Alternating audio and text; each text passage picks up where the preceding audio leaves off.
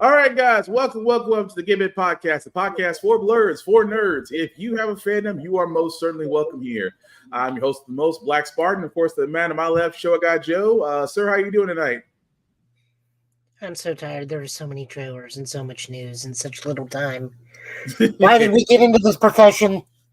Because we love it, and we might slightly just be looking forward to the torture of it. But anyway, together we are the Give It Podcast, guys. And of course, even though we are a little bit more seasoned than usual, we do try to watch our language, but words do fly. At the same time, there may be things that might be shown that might be too intense for younger viewers.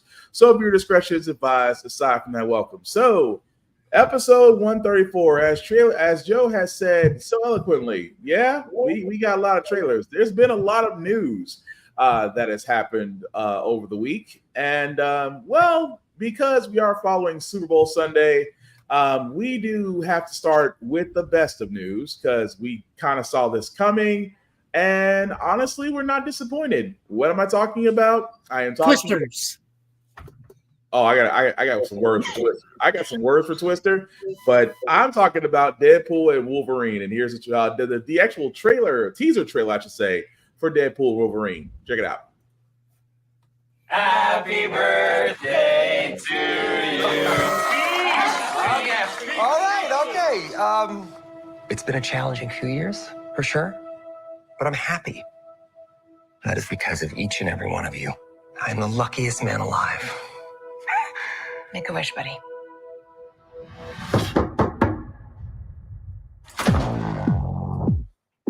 Wade Wilson? Who's asking? Whoa, whoa, whoa, whoa, whoa, whoa, whoa, whoa, whoa, whoa. Is that supposed to be scary? Pegging isn't new for me, friendo, but it is for Disney.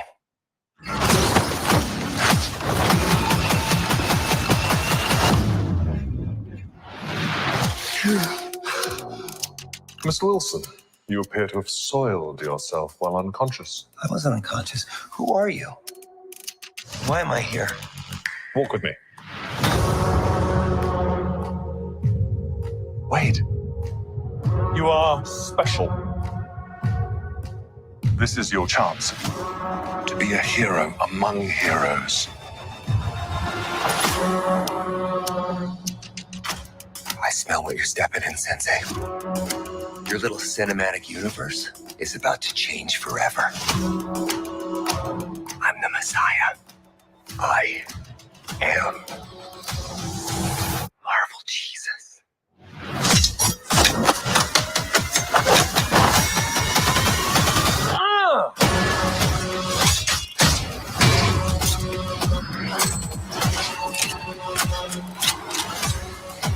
God, please! Oh my God!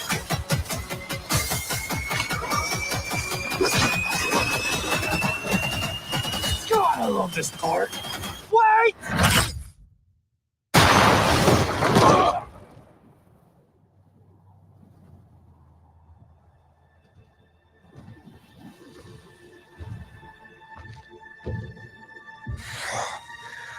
You don't just stand there, you ape. Give me a hand up.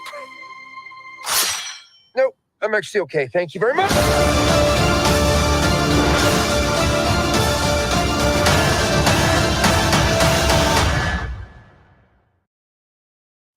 And as you can see, guys, that was the trailer for Deadpool Wolverine. Does come out July 26th of this year. Where do we start with this, Joe? Because number one, I'm not disappointed. I love every bit of this trailer. Since Super Bowl Sunday, folks have been trying to go through this trailer almost damn near down to a frame rate by frame rate to find things. Some folks have found Easter eggs. Some folks are speculating. All I can say, guys, is wait till July 26th. I don't have any speculation on how they're going with this, outside the fact that we do see the TVAs involved. We do see that there may be some multiverse travel afoot. We do see that a lot of the people from Deadpool 2 are actually still back in 3, just because of the events that happened with 2. So also Pyro from X-Men happened to be there. So I don't know, Joe. What do you think?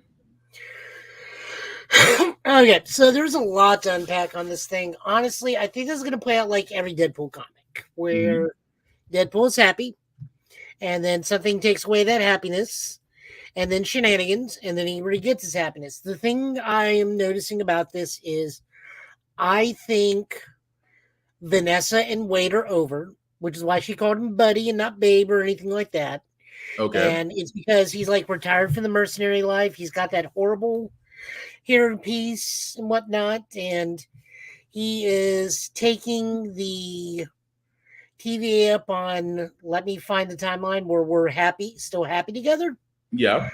Also, at the same time, I also think he is searching for the MC Wolverine and is going to be on the mission to snuff out all the other Wolverines across the multiverse, and what other X-Men may fall, because we very clearly see he's a Madripoor at one point, and Patch, Yeah. which is Wolverine with the eye patch. That's his Madripoor alias.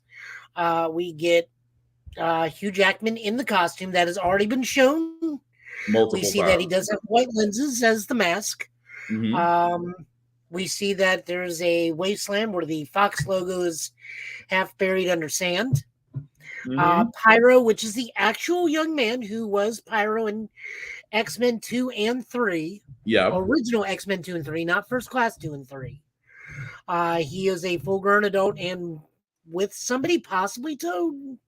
Kind of unsure who the other dude in the cloak was. But I he can may do be that. a main villain, or the villain for that universe is Mhm. Pyro's still around. Yeah. This is a lot to unpack here. Also, just to get some comments in, Mont2Stupid615 said, I want to see it now. Whoop-de freaking dude, thank you for watching. This is the first and last trailer that I'm watching. I understand. Just because news, there's always something else that's going to come out and say, hey, this was in the movie, this was in the trailer, or this was in the trailer. What does it mean? I get it. I completely get the whole idea of just waiting for the movie to come out just because we can enjoy it and not analyze it to death. I completely understand that part. But what are you gonna say, Joe? Unfortunately, we don't get that. No. I mean, that's so. Mhm. What else? What else? Yeah, they've been pointing out stuff left and right in this trailer. We're gonna leave that alone. I mean, there's just so many things. Browsers block your screen. The icon. Blah blah blah. So I mean, when the new trailer comes out, of course we'll look at it. But we have to look at it. That's the name of our deal. Yeah, that's the name of our deal. You're right. But yeah, I mean, just overall, can we honestly say that we're not disappointed because we knew a trailer was coming, but we're not disappointed how Ryan Reynolds did this? Try saying that 5 times fast. We are not disappointed in how Ryan Reynolds did this, but I just love the fact that because he treats Deadpool like his baby, like whatever is associated with it, he's behind it. He makes sure it happens. At the same time, I am honestly not disappointed at all. So again, with Deadpool coming out July 26th, and like Joe said, I'm pretty sure there's probably gonna be another trailer coming out for it because let's be honest, Disney's gonna take their first R-rated hero and just go with it because if you haven't guys noticed in the trailer, he did drop the F-bomb. Something that's never been done on a Disney trailer, that the F-bomb was dropped. Which I think was very bold of Disney, but at the same time, I'm surprised they let it go. But again, it'll be the second time it's been said to Disney in a Marvel movie. Yeah, so it's kind of weird that we didn't think Disney would do it, but hey, maybe they're changing a leaf, or maybe they realize that they need to actually give us concrete movies. But switching gears for a second, has promised up and down that Deadpool would be rated R. Yeah. So as long as they don't mess with that, we're good. But move right along, guys. I guess like Joe said, we do have trailers. I did want to do this one as well because I, for one, am looking forward to a movie that's based on a play I haven't seen, but I have a good idea out of. What I'm talking about, guys, is the trailer for Wicked. If you haven't seen it, here's the trailer. The best way to bring folks together Something has changed within me. is to give them a real good enemy. You're green. am. Something is not the same. Something just takes over me. And when it does, bad things happen. Once you learn to harness your emotions, the sky's the limit.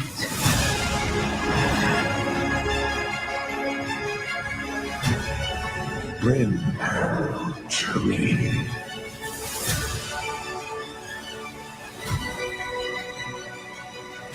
Don't be afraid.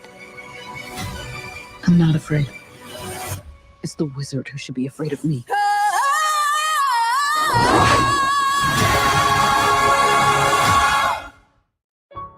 The best way to Okay, sorry about that, guys. So that was the trailer for Wicked. Now I will fully admit this. I know it is based on a play. I have never seen it. My sister has seen it, loves it, and I do have a gist of the actual play and what the movie's going to be about.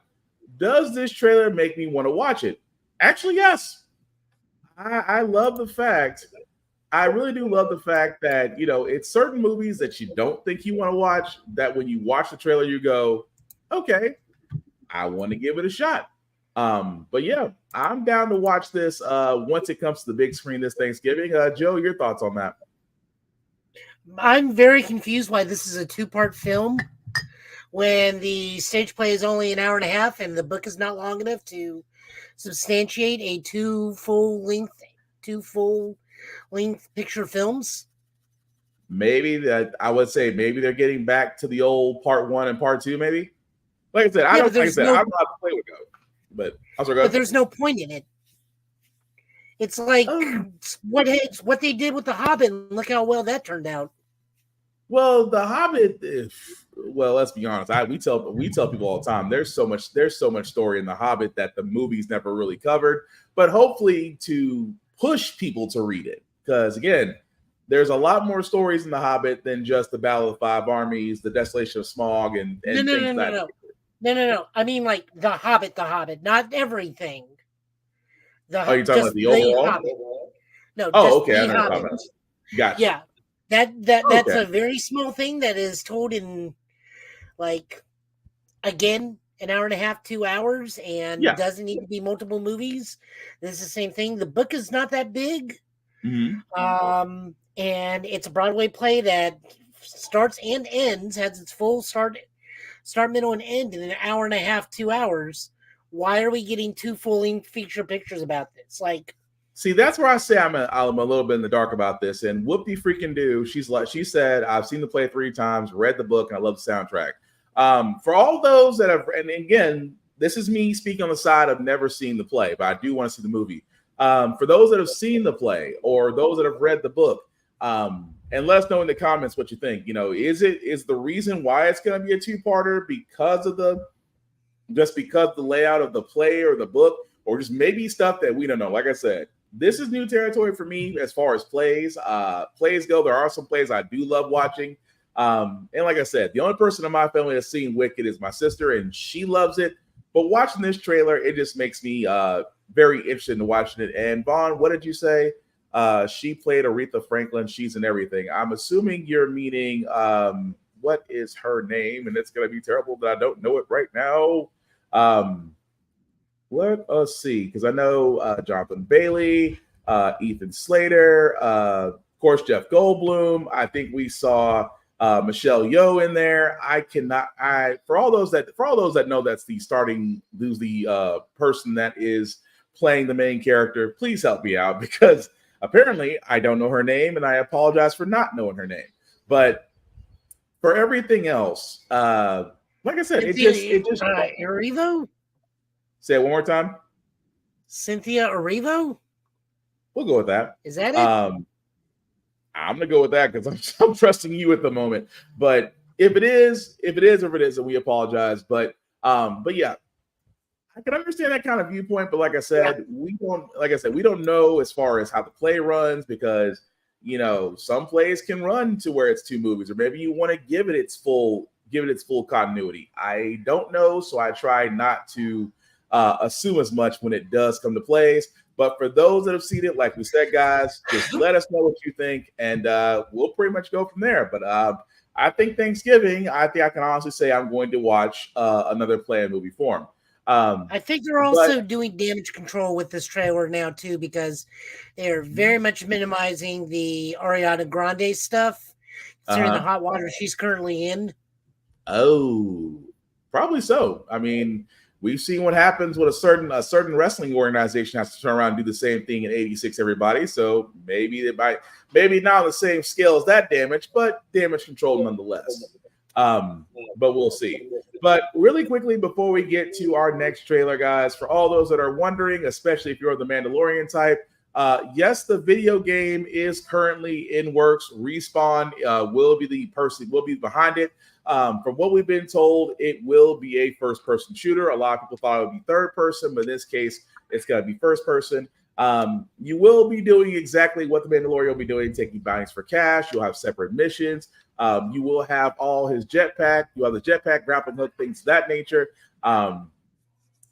As of yet. Now, there isn't a release date. Like I said, guys, Respawn just announced that they're currently working on that. And if you know who Respawn is, it's the same group that actually does Apex Legends. So just to give you an idea. So I think it's actually going to be pretty well for that.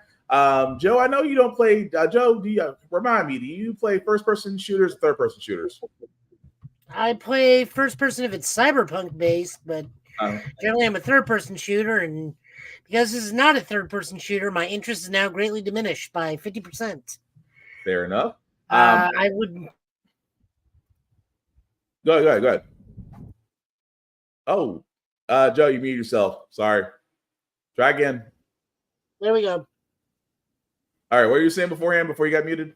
I was saying, like, it doesn't make sense that it's first person, considering Mandalorian can be possibly doing a lot of platforming and whatnot, kind of like a Cal Kestis game, and this really should be a third person game. Well, it's in early development, so I'd probably say they either give you the option or they would switch it. Kind of like what they did with Resident Evil. Like they install a third person. They install a third person shooter in Resident Evil in a village. So that, or just mod Yoshi's Island to make it where it's Yoshi is Mando and Grogu is Baby Mario, and just keep everything going instead of firing eggs or shooting blaster pistols. Yeah, possibly. But like I said, we'll see as that comes along, guys. We probably won't expect any news, honestly, about that till maybe some of our games next year. But again, we'll see. Now, the next trailer that we do got, guys, I'm gonna be honest. I'm not really too blown away by it. No pun intended. At the same time, I'm wondering why we need it, because Hollywood seems like to recycle old ideas. We're not talking about Roadhouse, guys. We're talking about Twisters. If you haven't seen the trailer, here it is.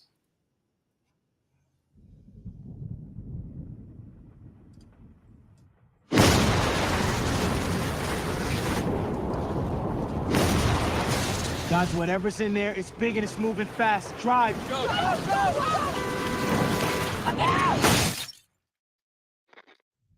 gotta get out of here.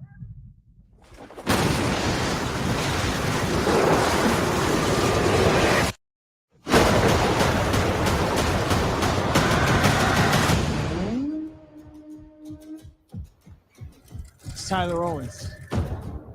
Calls himself a tornado wrangler. If you feel it, chase it! I said if you feel it, chase it! All right, here we go.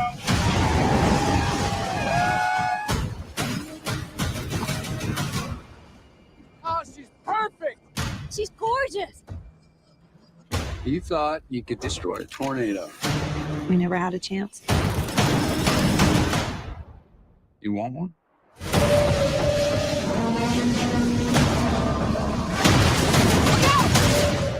You don't face your fears.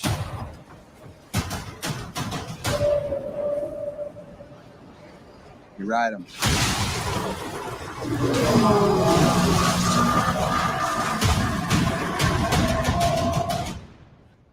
We got twins! Twins!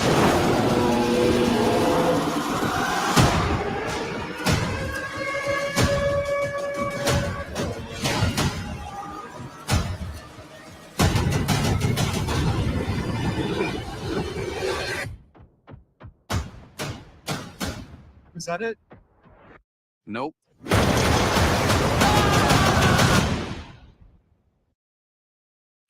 Okay, guys. So as you can see, that was the trailer for Twisters. Will be in theaters this July. If you're wondering, yes, it might be a ode homage to the original 1996 movie that had Helen Hunt and Bill Paxton in it. Will we watch it? I'm gonna be honest. I don't know. And the reason why I don't know is because I mean Hollywood has this thing about regurgitating movies. Some are good, some are bad. I don't know about this one because number one, first off, to be a storm chaser is freaking crazy. Number two, to make a movie about it and make it interesting, which Twisters in 96 did do. But now that we're in 2024 and we're getting another Twisters movie, I'm curiosity right now is grabbing me to sit there and say I want to give it a shot. But Joe, what do you think as I'm pulling up this comment? Mr. Phenomax, I haven't seen him in a while. I hope he's doing well. This is actually from over from Total Justice Gaming's comment section. It's more like a next generation movie. Yeah, just maybe like Helen Hunt's daughter or something. I don't know. Like I didn't see the first Twisters. I'm not a natural disaster porn person. I'm not a. I mean, that's what they were. Remember, almost every movie was like, I mean, you the know, world's going to end because natural disaster. Do not look. You are not wrong. I'm not going to argue that. But what if two big tornado? I mean, don't get me wrong. And I agree with Mr. Final Max. It is an interesting flick.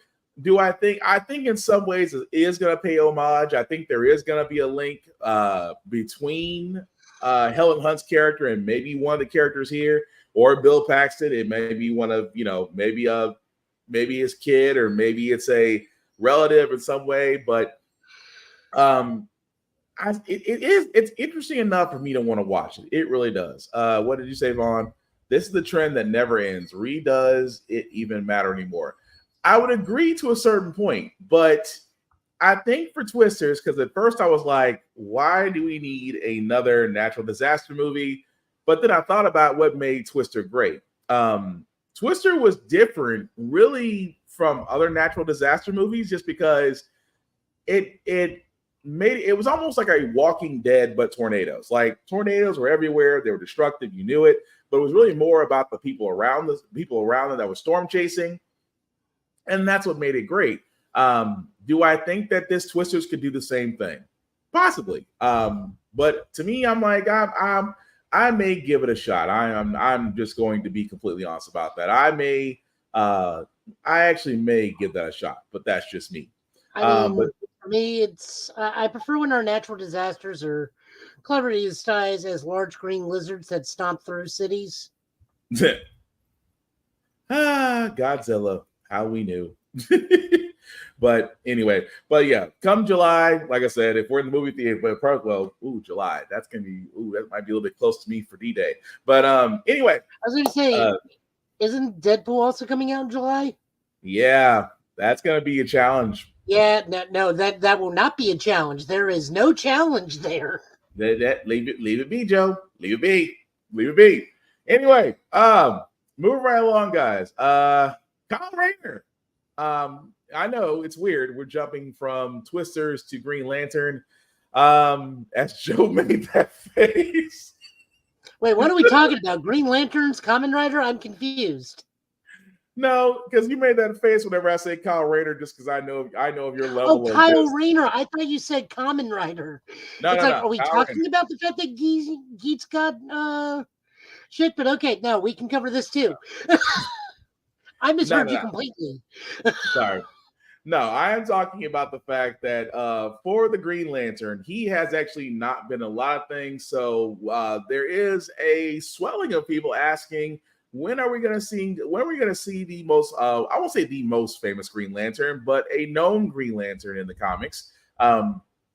According to writer Jeremy Adams, he will be appearing in an actual story with Dawn of DC. They're actually talking about Green Lantern issue number 8. to where the story is going to be focusing on Kyle Rayner himself. If you've heard Joe, if you watched and listened to this podcast, you heard Joe. Joe has a certain how can we put this, Joe, toward Kyle Rayner?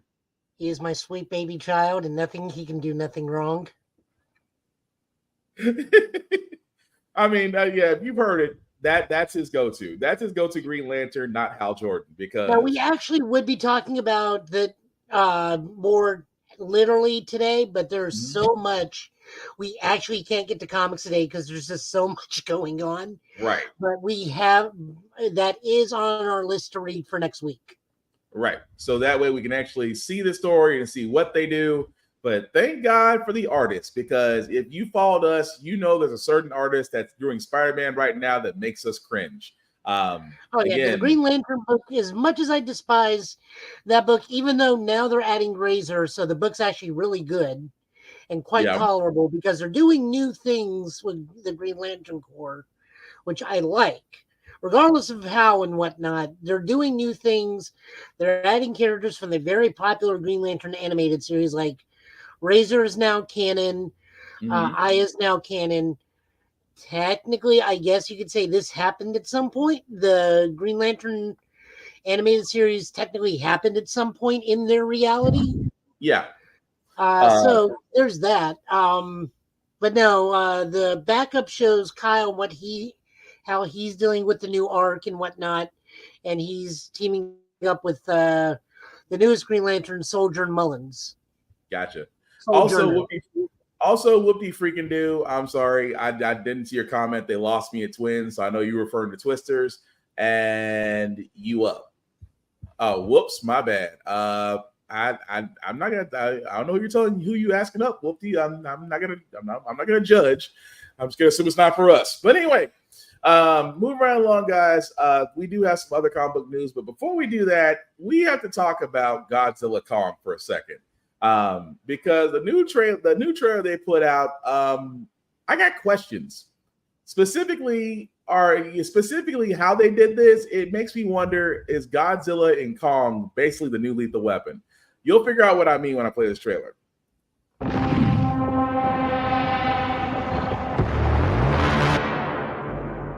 For centuries, there was harmony.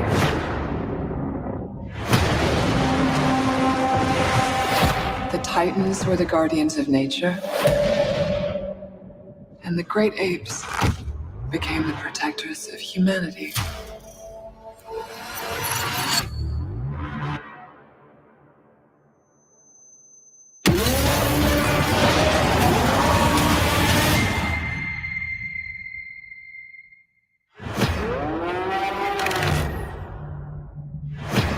We've discovered a signal. She can feel it. Kong, Godzilla, they can feel it too. Something is coming. Something even they're afraid of. You feel like going for a ride? Thought you'd never ask. Just try not to swallow your tongue. What? Oh my God!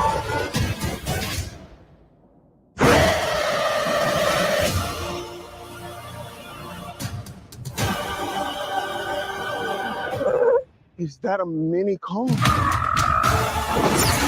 Oh my God. That's not just a signal. That's a call for war.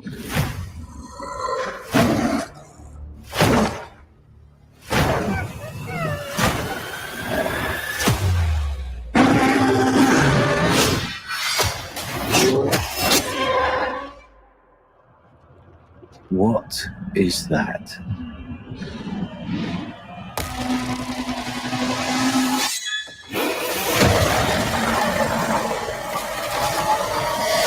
Kong can't stop this on his own. He won't be alone.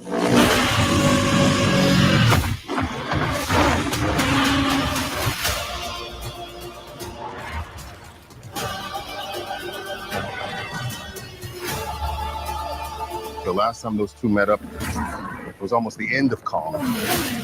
They don't have to like each other. They just have to work together. Now I have seen everything.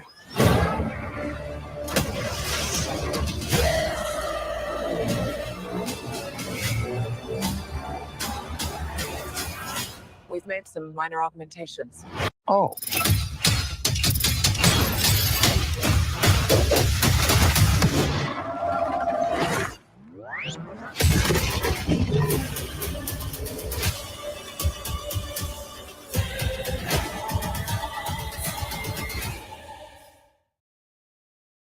Okay, real quick.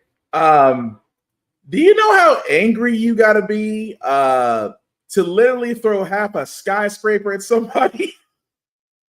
Wow. Guys, as you see right there, that was the trailer for Godzilla Kong: The New Empire. Will be coming out March 29th, which actually is my son's birthday. Yeah, that's Obi's birthday. 29th. Well, actually, no, his birthday's the 25th, so it's actually 4 days after that. My bad. But no, Joe, I gotta ask because again, I have to agree with Mr. Final Max. Kong with Power Fist is kind of dope. I was gonna call him Gundam Kong because I'm like, I need to see the rest of the armor. I'm digging that. I'm with you on that, Mr. Final Max. I'm not gonna lie. Also, you and Corey Kelvin think alike. He called this a buddy cop movie. I think. Look, you have. Like we just need to know which one is sitting on the toilet bomb, so we for sure know which one is Murtaugh and which one is the other one. Right. So it's like it is kind of that because you basically have two, I won't even call them enemies, but they're basically rivals. They can't stand each other. They will fight each other. Doofenshmirtz and Perry the Platypus. Yeah, let's go with that. But it's interesting how they're doing this against the Scar King, which I love that. And again, kind of giving Kong, I'm not saying giving Kong weaponry is not going to happen because let's be honest, Godzilla doesn't need it. Although for all those are wondering, it's like, why is he pink? Do a quick Google search on how radiation works. You'll understand it's a color spectrum that goes with it. Yeah, it also explains why he has an can produce an EMP wave in this one. Apparently, Godzilla just has like different modes now. Now he can be burning Godzilla. Now he can be Electro Godzilla. I'm not against that. Godzilla. But honestly, I'm not against that though. I'm really not against the fact that Godzilla always has another power. It doesn't make him seem like he's Goku. So I can't knock him too much for that. Whoopie freaking do. This trailer, I don't hate it.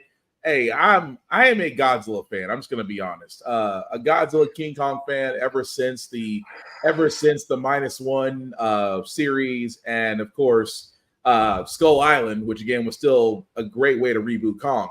But for this one, because it is New Empire, because they do have a common enemy, and Godzilla got upgrades, I'm not knocking it. I want to watch it. But Joe, any thoughts on that? My only issue with this is the human characters. I do not care about the legendary human. Well, let me rephrase that. I do not care about your human character cast unless they are the cast from Monarch, the Apple series. I don't know why we need more carryover cast than the last two ones. Like, I understand the little girl from the Lost Tribe. She's necessary. I completely understand her. Yeah. I don't understand why anybody else is in this film, and her caretaker. Maybe I don't understand why anybody else is in this film. We do not care about the comedic styles of this one dude, the conspiracy theory dude. We're here for. Well, actually, I'm gonna not to cut you off. I kind of like him. I do like Tyree Henry actually getting his role. Oh, I don't mind him as a person, but in this film, when you're no longer a conspiracy nut because everything your thing is proven, your arc's done. Why are you here? Well, that is true. It's is he an expert now, or is he like Tyrese in Transformers? He just happens to show up. He just happens to. I think he's just there to scream at this point. Like, and again, I like the actor. He's fantastic in everything he does. But his character in the last movie was it's all a conspiracy. Yeah, and then they proved he was right. Yeah, his story's done. Why is he back? No, I completely agree. I want to see where I do want to see what his character will be like. I'm just really surprised at the characters from Godzilla versus Kong and the Godzilla before this those two sets of characters are gone. And it's like, did we just end their stories back on the previous movie, or are we starting anew? I just don't think Millie Bobby Brown pulls in as much as she does, or it could be a conflict of scheduling with the newest, what's it called, Stranger Things? Yeah. Oh, Stranger Things needs to wrap up. Them kids are damn near teenage. Them kids are damn near adults now. So they had to hurry up and film the last season of Stranger Things because those guys are not kids anymore. But also, Jogo Godzilla power. That's just the Green Ranger power bond. We called him Dragon Caesar for a reason in Japan. But I'm sorry, I just had a really bad Power Ranger joke behind that. Anyway, from the comic? Yeah, I just had a really bad Godzilla joke from that. But let me leave that alone. They're keeping Arctic Blast Godzilla out of this, which is what the other monster is. That is a good question. That is a fair point. But maybe, I don't know. Maybe we'll see. But before we get to our next show, guys, just some quick news and also covering Fantastic Four.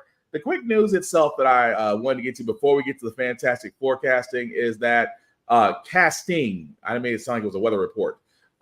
So Marvel and DC, remember the crossover? You guys remember? I guess if you were me or Joe's age or of the associated people that are watching, we certainly appreciate it.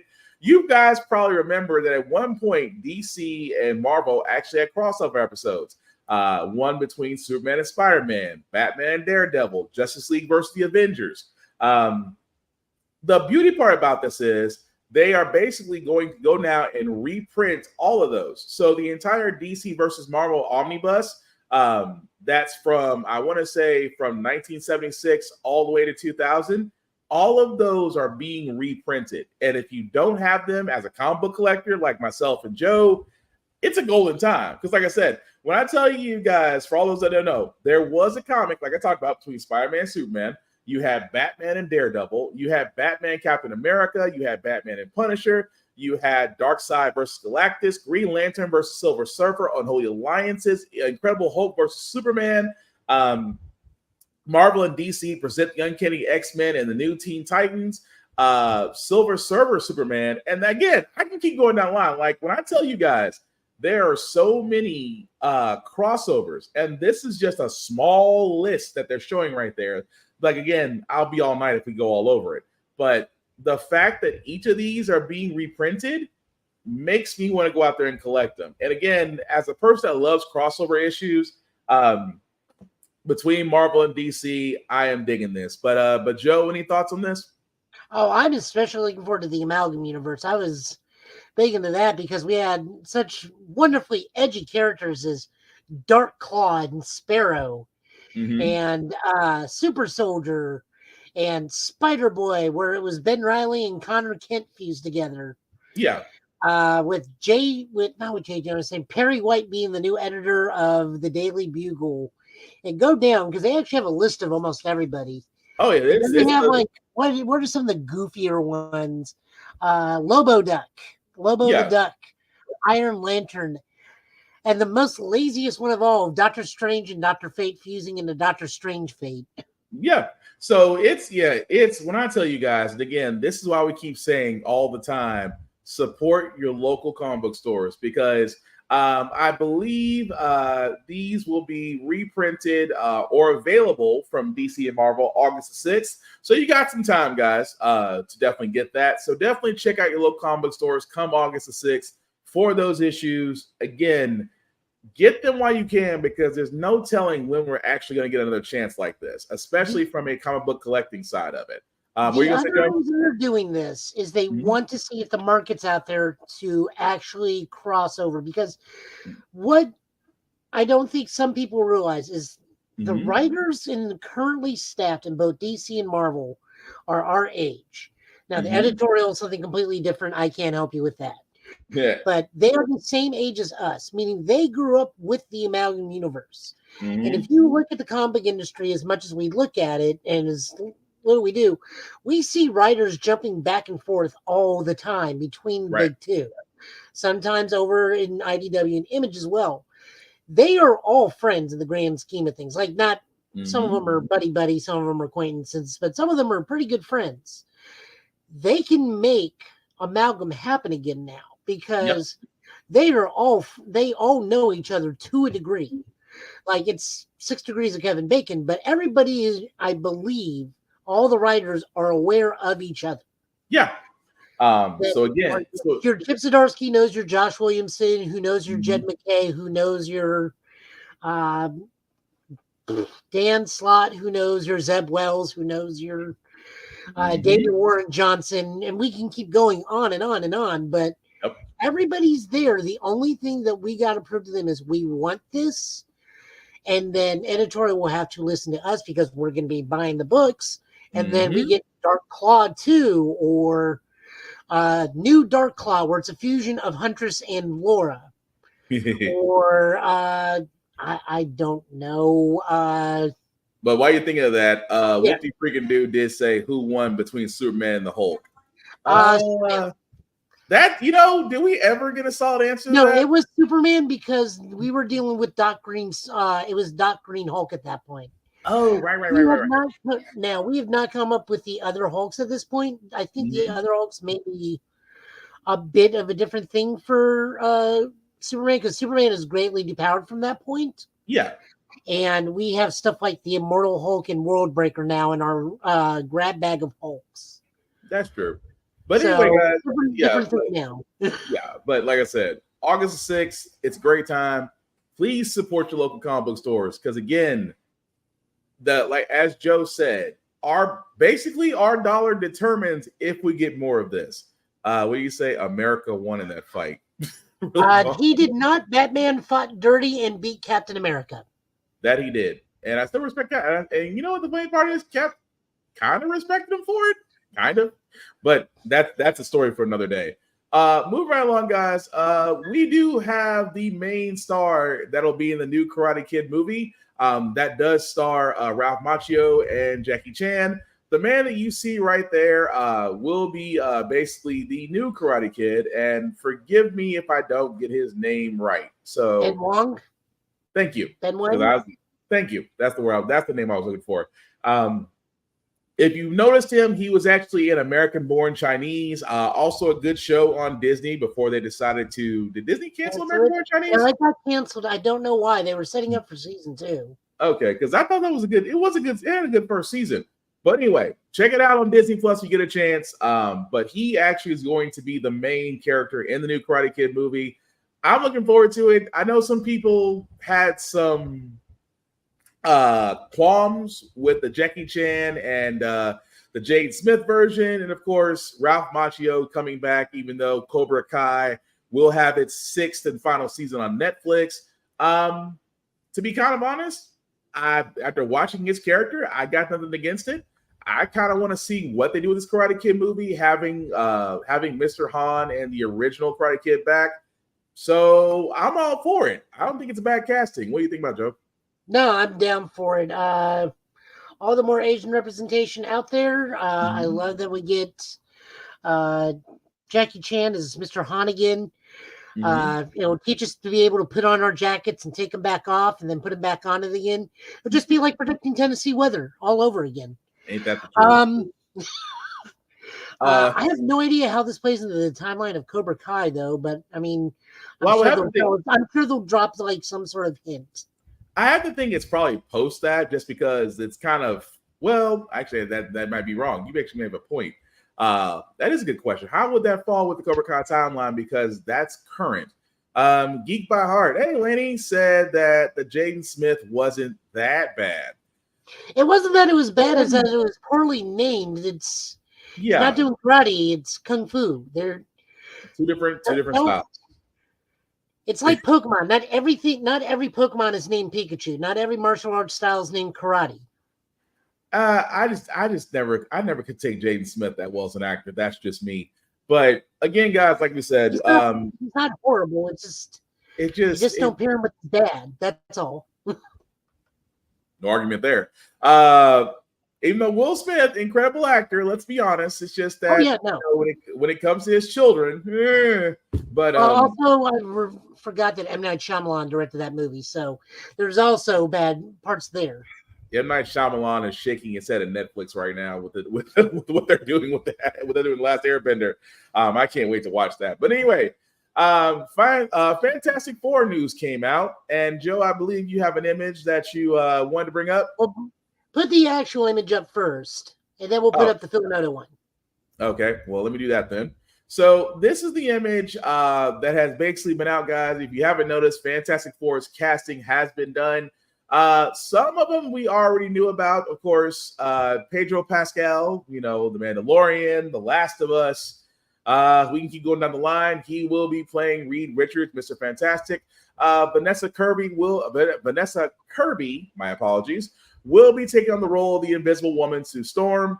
Ebon Moss-Barack will be playing as Ben Grimm is the Thing, and Joseph Quinn from Stranger Things will be playing Johnny Storm, which, as you see right there with the character, it does show them all there. Now, for a lot of people that are wondering about the movie, from what we've been told, it will start in the 60s, concerning the fact that if you look at how the drawing, the art form, the robot, the magazine that Grimm is holding, as long as with the astronaut picture in the background, this looks like it's going to be set up during the 60s. Now, I know for a lot of people, we're kind of wondering how this sets up with the current MCU. It could be a fast forward play. It could be a time where, as we know, on our other podcast on Blurred's Eye View, some colleagues and I were kind of discussing how they can actually set this up. But let's just be happy we have a casting for Fantastic Four right now, and I am not mad about anybody that was picked. I think these are all great picks. Even though Mr. Krasinski did give us a wonderful Reed Richards, but I can understand that was multiverse, therefore it was possible to do that. But I'm not against Pedro Pascal playing on Reed Richards or anybody else for that matter. But Joe, what do you think? Oh no, I'm loving it. I am loving it. It is okay with this. Here's the problem, though. This is the biggest issue I've seen, that they have put themselves into the corner, because no matter who they cast, no one's going to like who they cast for Doom. See, I even saw on IGN. IGN themselves have even posted a new article that says they are doomed to fail no matter what. The best thing to do is keep Doom in full costume and just hire a voice actor. And I love what Mr. Final Max says. We can be okay with this as long as we don't use Doom too quickly, like the last couple attempts. The thing about it is, I'm just gonna throw this out there. I don't want Doom to be readily available. I will completely agree with that, but I want him to be in the shadows. I want him to be in the shadows as we introduce the Fantastic Four, because the Fantastic Four has plenty of other enemies, but let's be honest, the arch enemy of them all is Dr. Doom.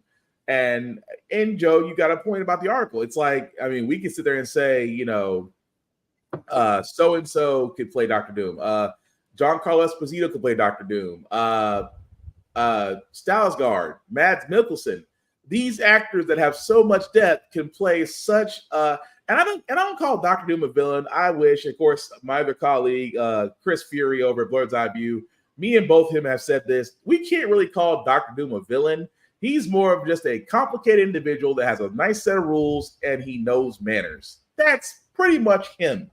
But yeah, it does come to this whole thing of just, who would you cast for Dr. Doom? Because like you said, it becomes an issue. What do you say, guys? Whoopie freaking do. All the dinos in Jurassic Park are from the Jurassic era. Fair. What do you say, Laney? Geez, Pedro is crying to the bank. 3 huge franchises. Whoopie freaking do did ask, who would you cast for Dr. Doom, though? And of course, Mads Mikkelsen's would be a solid choice. That would be me or Giancarlo Esposito, but then I thought about it. As much as they would be great actors, their presence, their facial expressions, everything about them is what makes them great at acting. Doom is basically in a suit. So technically, you can kind of pull an Eltron here. And what I mean by that is James Spader, who played Eltron, who did the voice of Eltron, he was perfect. But Eltron is a machine. All you need to do is voice him and, give him life that way. Could the same thing be done for Dr. Doom? I believe so. just because nobody will argue over the voice. Nobody argues over the voice, but everybody can come to a conclusion like, yep, he's the right person. Hey, Tafari. I live again, barely. I bet you okay? Dude, I feel like I got punched in the face, but I'm all right. All right, what are you going to say, Joe? So, if we are going to cast anybody, I would do the smart thing, is cast somebody, let them fight, let them beat Doom, and then at the end of the movie, when he's defeated, we learn it's been a Doombot this whole time. Interesting. And then we cut to the real Doom, and he's either healing, or he's frozen, or he's in some sort of ensorcelled state, or something. Let it be like once played the writer who broke up the Rockefeller. Railroad. Okay. So let it do the Doom thing. Let it be a Doombot. Let them cast whatever celebrity they want, and let it turn out to be a Doombot at the end of the movie. And because Doom's been masterminding something much bigger and grander the whole time in the background. Yeah. And then we cast like the real Doom. It's like what they did with Thanos. Thanos was just initially just a voice, and then we got what's his name in the grand scheme of things? James Brolin? Josh Brolin, sorry. But Tafari, really quickly, man, because I know you came on. So just to backtrack a little bit, we did actually do the Deadpool. We actually did Deadpool Wolverine trailer. We did the Wicked trailer. We actually just before this one did Godzilla Kong: The New Empire, and of course now, and your thoughts on those three trailers before we get your thoughts on the Doom casting. I was born in '95, so I don't know the hype of Wicked outside of a South Park episode. Deadpool's going to be insane. Still need to see why Kong has like looter shooter attachments that he stole from squads he's been beating in Middle Earth, but I'm game for most of those. Wicked, I might go see Wicked. If somebody wants to go, I might go see Wicked, but I don't have the initial time that other people do. Oh, I'm definitely gonna go see it. Just because I haven't seen the play. It's a Wizard of Oz-esque movie, right? Yeah. Whoop de freaking do. Hear me out, Carl Urban. I can see Carl Urban playing Doom to a certain point because he's got range too. But yeah, Tafari, I'm gonna throw this to you. Do you think that Doom can be played by somebody, or should it just be a full on armor with the voice actor? Okay, so my pick for this could be both. Why not have Keith David? I feel like he would do a good sinister Doom, especially if you don't see his face.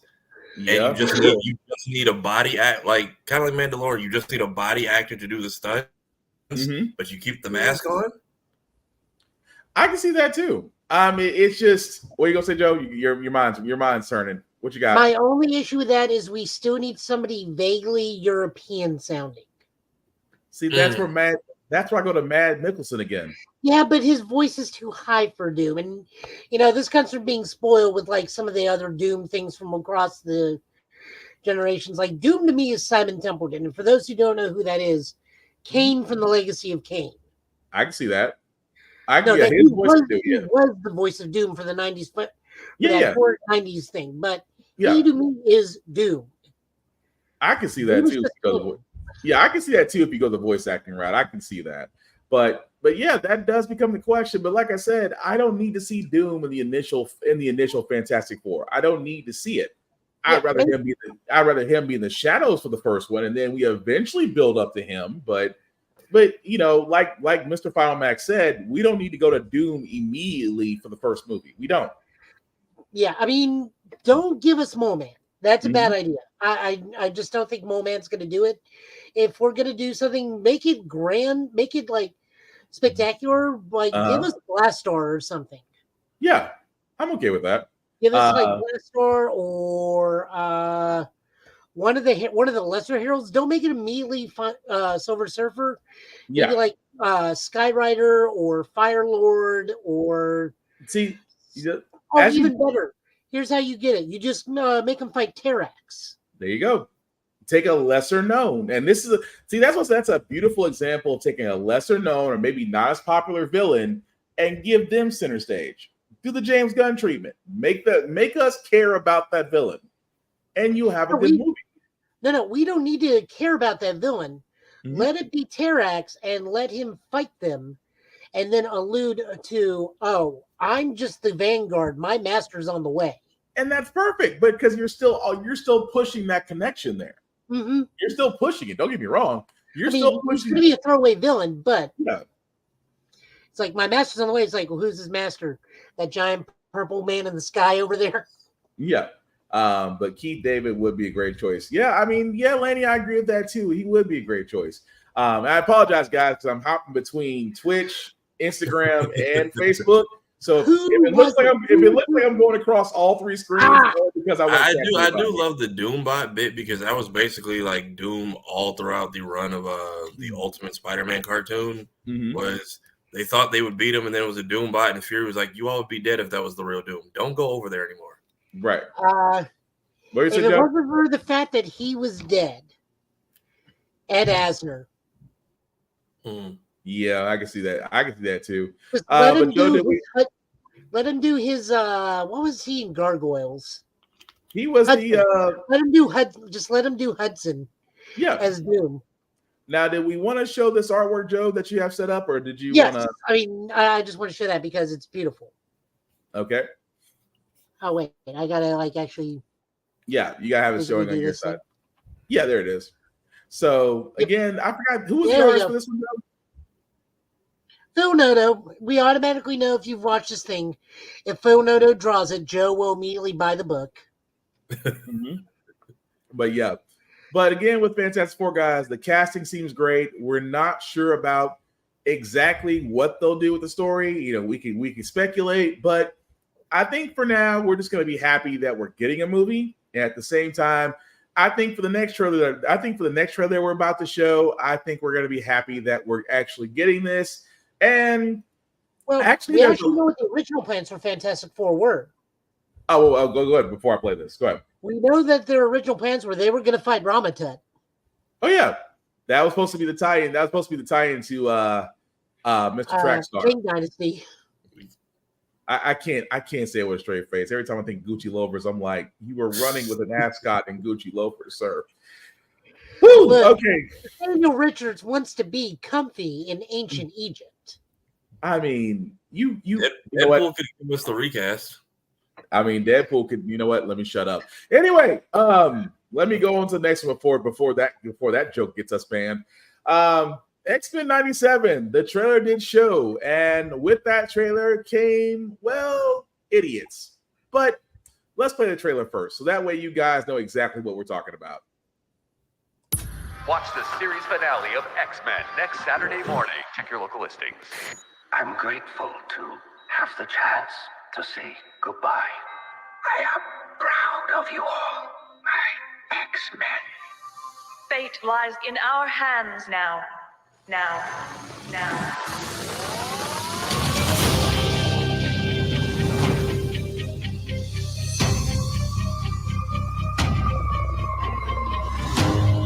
We have to stay vigilant. The professor entrusted us with his dream. No matter how dark it is, we must believe in each other.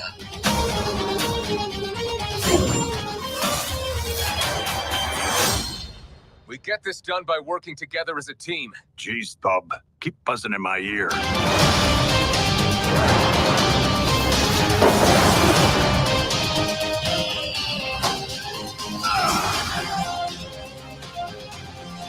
Heads up!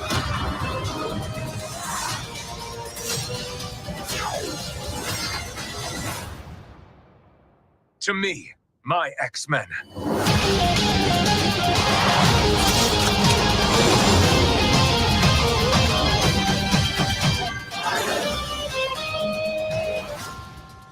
Magneto. The last will and testament of Charles Xavier. Everything he built now belongs to me.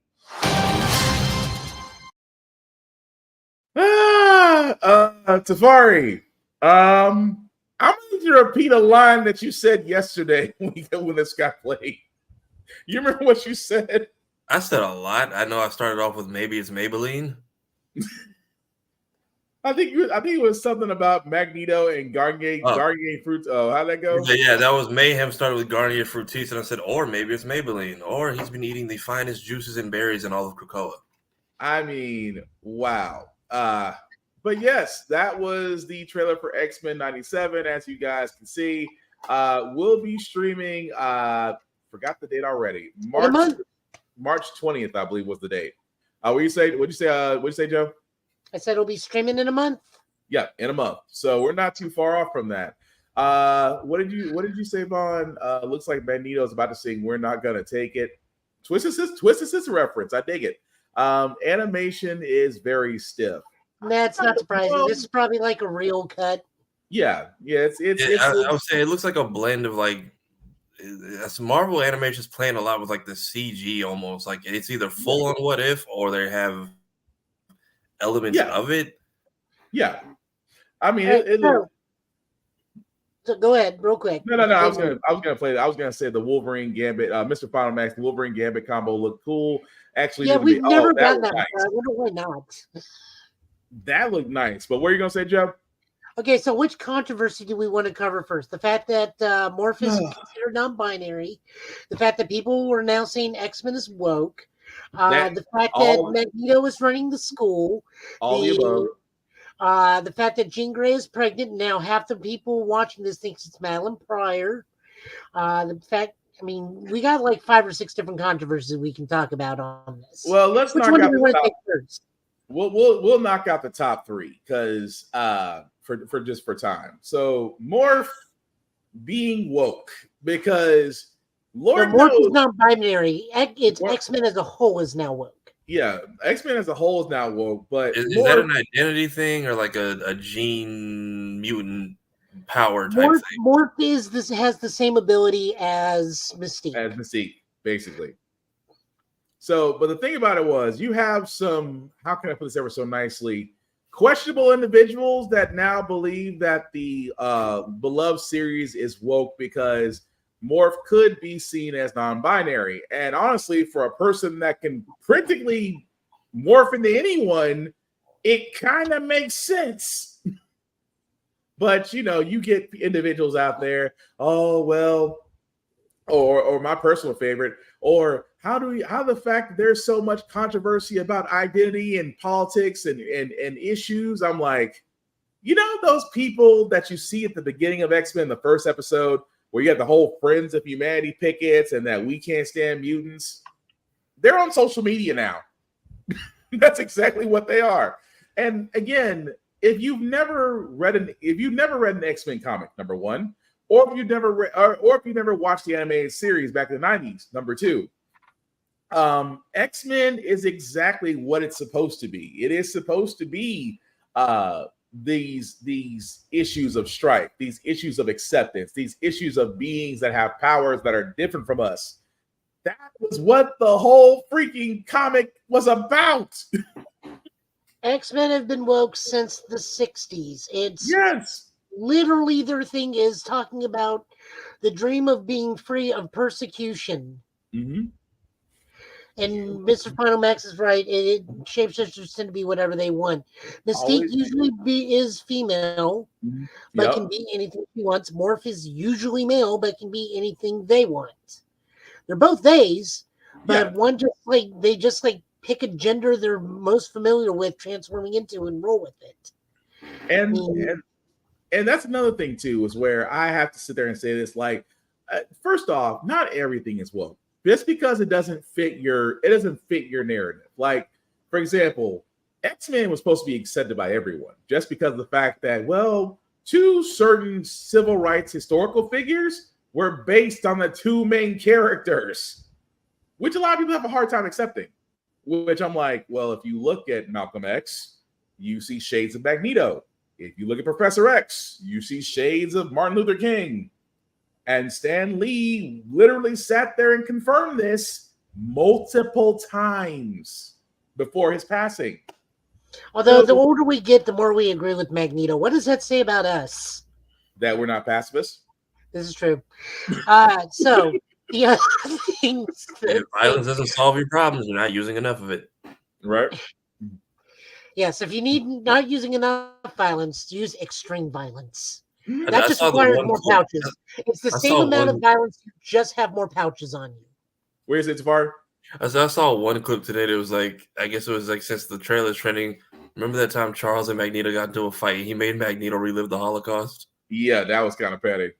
Oh, That was the one. That was the one time Professor X kind of fought dirty. He really fought dirty. Yeah, on one of your people is a Holocaust survivor, so also that. Look, And in the end, and this has been said before, and I've made this joke before, the X-Men is just basically down to it's a messy breakup between Magneto and Charles, and everybody's caught in the fallout. But you know the funny part is, just because we covered a certain X-Men comic during Fall of X, where literally Magneto kept on saying, "Charles, you damn fool! If you only listened to me so long ago," there's your Magneto was right tail right there. So let's talk about some of the other controversies that we're dealing with, and some of the less political ones. Go A for lot it. of people are complaining that the voice cast doesn't sound quite right. You would be correct. That was 20 years ago. People's voices change. The Mhm. unfortunate thing is there's a curse on Cyclops where if you act as Cyclops, you're going to die. Yep. Because both Cyclops actors from Evolution and original 90s X-Men have passed away, unfortunately. Mhm. So Oh, the we dude get from a choice. Evolution's gone too? Yeah, Yep, he passed right away. there. The only surviving Cyclops one is from Wolverine and the X-Men. Yeah. And I mean, by that rate, y'all better hope they finish Demon Slayer and Jujutsu Kaisen fast. I mean, right.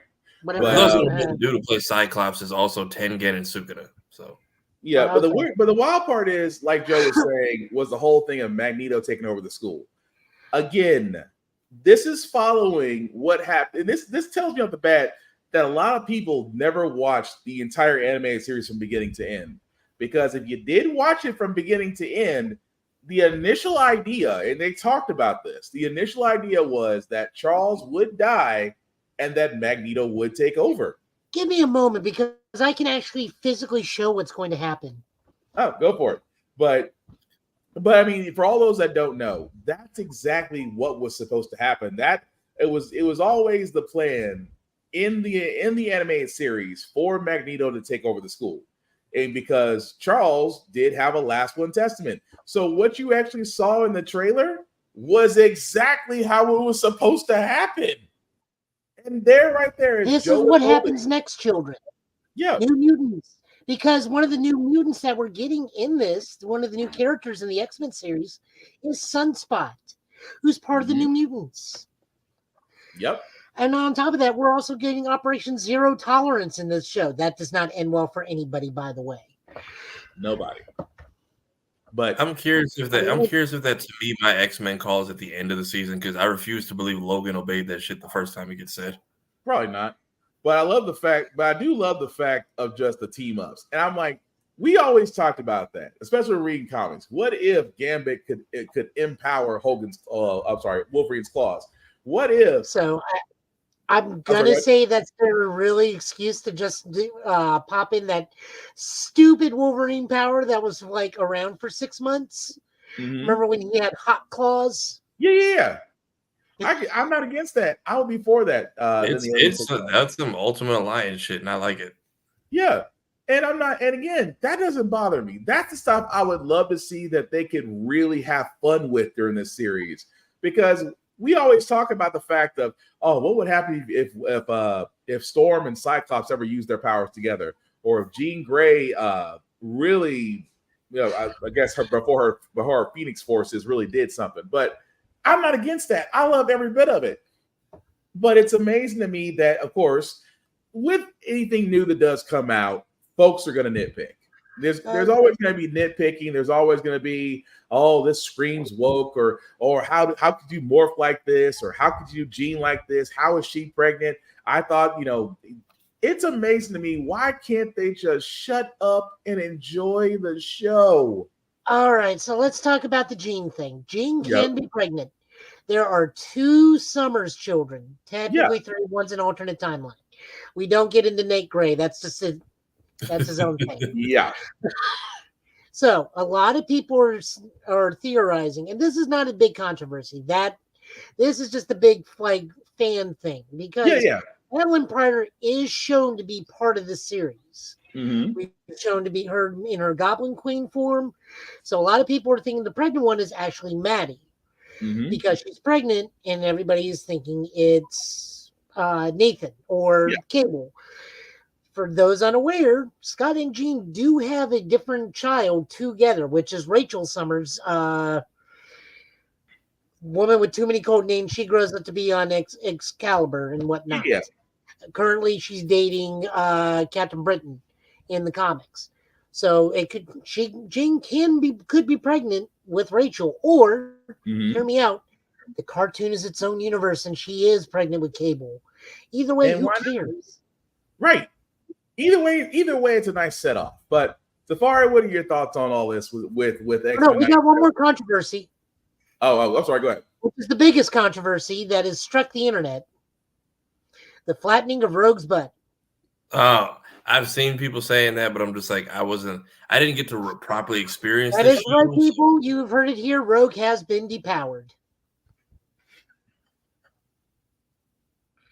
Give him a moment.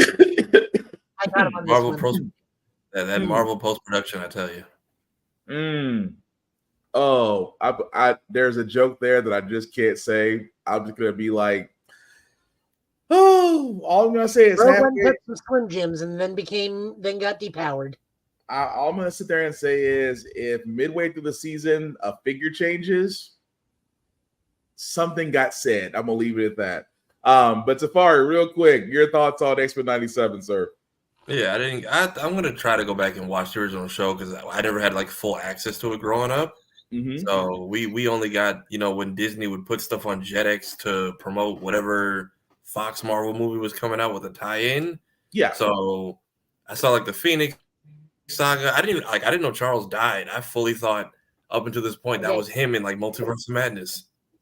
Oh no, Right, I'm going to be really honest with you. When you go watch it, when the animation changes to the point where it feels like a truck hit you, stop watching. Yeah, you'll know when you see it. Trust me, you'll know. I know they did the same thing with the new Avengers cartoon. 3 and 4 and 5 seasons look like a whole different. No. We're not talking about like that. Like there is a vast change in animation. Yeah, it's when we say night and day, we mean night and day. Like you'll think something wrong. Like you'll think something's wrong with your TV, or you'll think something's wrong with your mind. Are we still watching the Fox X-Men? Like what is this? Right. I'll take that into consideration, but I'm also curious to see if they tie in those other shows again. So if we get yes, it actually has been confirmed Spider-Man will be in this. Yeah. Okay. So because didn't they just leave that Peter Parker like a tragic ass note? Like didn't he like lose Mary Jane and a bunch of other?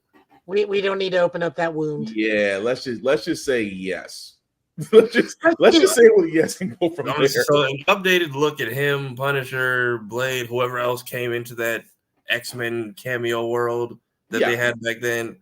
I feel like they're gonna use the test the cameos, see who gets the best reactions, and be like, maybe we'll pick their show up next. Or maybe we get surprised with Spider-Man. Well, it won't be Spider-Man because we know for a fact Spidey's getting a new cartoon. Yes, he's getting a whole homeroom. Was it freshman year? Freshman year, which is originally going to be they're just calling it Friendly Neighborhood Spider-Man now. Okay. It was supposed to be like a 90s animation. It was supposed to be like an early Tom Holland career, and they just switched it to be its own thing completely, which I think was a better decision. Yeah. But it went from freshman year to Friendly Neighborhood Spider-Man. What was the other thing? So to answer your question, what happened with Spider-Man? Let's just say Mo. Let's go with Mo. Yeah, that sums it up very nicely. But before we move on to our last trailer of the night, we gotta address this because, well, we don't want to be those guys that tell you not to watch a movie. Even though we don't want to be that. We don't want to be those people because number one, they don't pay us, and number two, we're saving lives if we do. Yeah, my money was spent on better things today, and I never buy amiibos. Oh yeah, because there's a lot of rare amiibos being re-released. That's not Terry Bogard. I'm sorry. I'm not the big. I know Terry's got like this whole franchise. I just never got that big into it. So I leave that. Every store I've been to, Terry's like 1 or 2 left. In my mind, leave that for the collector who's going to come through looking for it. Sora is top dog, and they only gave out 1 at like every store today. Damn. Yeah, but he only comes out once a decade. Didn't you guys have a Kingdom Hearts 4 trailer 5 years ago? You gotta rub salt in that wound. You know what it is? I think he even said they're dropping the trailer too early, and I think Disney was just like, middle finger, we're doing this anyway. Yeah. But anyway, but speaking of movies, guys, like I said before, Madam Web did come out, and you've probably seen Dakota Johnson couldn't name 3 Spider-Man movies that Tom Holland was in. You probably saw that the stars of Madam Web were told that their movie would be connected to the MCU. That turned out to be a lie. Yeah, I was joking when I said that in the group chat. That actually happened? Yeah, they were informed that this movie would be connected. Come to find out that it wasn't. And it's just the fact that a lot of reviewers and influencers are really out there saying, okay, this is going to be trash. You shouldn't watch it. It's a waste of your time. We here at Get Big, guys, we're going to be completely honest with you. Between myself, Joe, and Tafari, we never claim to be experts. We never claim to be critics. We never claim to be anything but guys who love fandoms and want to talk about their fandoms with you and everyone else that's within the sound of our voice and is watching their screens. That being said, me and Joe and Tafari did all give our impressions of Madam Web, and it kind of felt like Sony kept on going back to the whole, we're going to keep trying to create a Spider-Man universe without Spider-Man and see how that works. It doesn't. It's been proven that it doesn't. But that being said, we don't want to fall into this trap of, oh, it's trash, you shouldn't go see it, and review bomb it, and negative bomb it, and Rotten Tomatoes it. We don't want to do that. We will give our opinions. Our opinions are, everybody has an opinion. You can choose to listen to it or not. It's up to you. But at the same time, there are a handful of people out there that said they did like Madam Web. Okay, good for you. But from all of us here, I mean, if you want to go see it, you're more than welcome to. If you want to wait for it to come out and find it through other means, you're welcome to do that too. But yeah, we can't review bomb, and we're not going to deter people from watching it because, again, some people, to be quite honest, some people liked Venom. Some people liked the second Venom movie, and even though it had a massive plot hole issue, some people did enjoy it. Some people actually even enjoyed Morbius to a certain extent, even though for a lot of us that's considered a dumpster fire. What we're basically saying here, guys, is just that don't trash it. Don't trash it to the point to where people who just want to see it want to go see it. Sometimes you gotta let people find that out on their own. But guys, anything you want to add more to that? I looked up the writing team for this movie, and their greatest achievement was Power Rangers. Yeah. Which the Power Ranger movie was not bad, but also it's not exactly high art. Their other film credits were Morbius and Gods of Egypt. Yeah. So I understand the whole not yet, but again, it's the whole idea of just, again, the premise of Madam Web actually being the alternate version, not the one we remember in the wheelchair from the animated series. The fact that it didn't feel like, and again, I think what Sony's issue is going to wind up doing is what Marvel figured out from the last couple of movies. You basically just pumped out movies without substance, without storylines, and without thought. So I think Sony is one of those. I think Sony right now is playing the game of insanity to me. But what do you guys think? If it was me, Dakota Fanning, an honest to God, or Dakota Johnson. Which one is this one? Which Dakota am I talking about? Thank you. Dakota Johnson. Sorry, guys. There's actually quite a bit of Dakotas. I grew up with Fanning. I was from the Twilight era, so I get it. Yeah. Okay. There we go. So I'm vindicated. I would have actually casted her as a Jessica Drew Spider-Woman, and link this into like her trying to be a double agent for S.H.I.E.L.D. and Hydra and slowly bring back those plot lines into the MCU. Yeah. Or working with Fury in Saber and then trying to root out a Hydra cell that's trying to rise back up, or AIM or whatever. But you can make it, and I think she would do a good Jessica Drew. I honest to God do. I can see that. What about you, Tafari? I'm guessing the check from Sony bounced because I've seen them review movies terribly. I've never seen Rotten Tomatoes do a whole hit piece on the entire writing team and everything they've made. That was a new one. Like that was a very personal attack on a movie that was already not going to do well. No, I mean, I can understand that too, but it's just like, for me, and I know, like I said before, we watched it before, and what did my Final Max say? Gods of Egypt is a guilty pleasure film. I mean, hey, if you like it, you like it. I can't knock you for that. And Dodge Dakota. Spider-Verse might be nice, and when they do the web of like connected stories, they're probably in the room right now like, son of a bitch, we got to write this shit in. They'll put her in her own little hectagon story, like, and that happened over there. We've addressed it. We're not touching it again. And we're gonna leave it there, and the whole thing, we're gonna leave it there. I can see that. But again, guys, just to put a nice little bow on it, if you want to go see Madam Web, feel free. Just like we said, I hope that Sony learns from this. I don't think it's going to happen anytime soon, but because they still have Kraven and I think another movie they want to do, so I think they just figured, hey, we're just going to keep doing this until we become Warner Brothers, I guess. But that, or they might get the Warner Brothers treatment where there's like, isn't there like court stuff on Warner Brothers? Like, hey, stop shelving movies and telling people they're going to be full-fledged productions, because if they find out they keep bringing people in with MCU ties and then they yank all of it like 2 weeks before the movie comes out. Morbius had all the Spider-Man stuff taken out like apparently 2 weeks before it came out publicly. Yeah. So it was even the actors were like, but you left. We just left. I'm blanking on the name. We just left Michael Keaton over there apparently. Oh yeah, it was a dumpster fire. And apparently he's filmed some other stuff as Vulture, and we don't know what that is yet. But actually, he was a good Vulture though, which is still crazy. But anywho, like we said, however you want to cut the mustard on that. If you want to spend your money and enjoy yourself, hopefully that you do. Invincible season 2, part 2. The trailer came out just yesterday.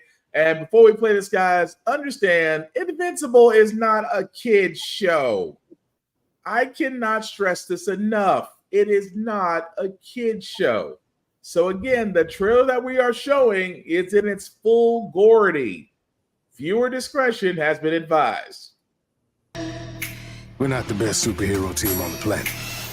We're a family. And like any family, we're all messed up in our own unique way. We go around saving lives while ruining them at the same time. We will rebuild more. Count on that. Your people must need your strength. I'm sure they got it covered. Behold, omnipotence tremble before my unlimited power! No. Mark, I need you to go to space again. What? I just got back. We got a ship full of those Sequa things coming in hot. If they get their tentacles on Earth, they'll be pulling our strings forever. We told you we were too powerful. I guess we're all fucked. How did a mere moment on Earth turn you into a weak, sentimental traitor? Answer me! What's the occasion for such a fine suit? I'm visiting an old friend. It is good to be home. Die fast, assholes! My pizza's getting cold. Your family's legacy is blood.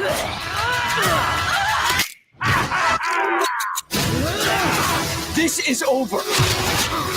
I'll never let anyone ever hurt my family.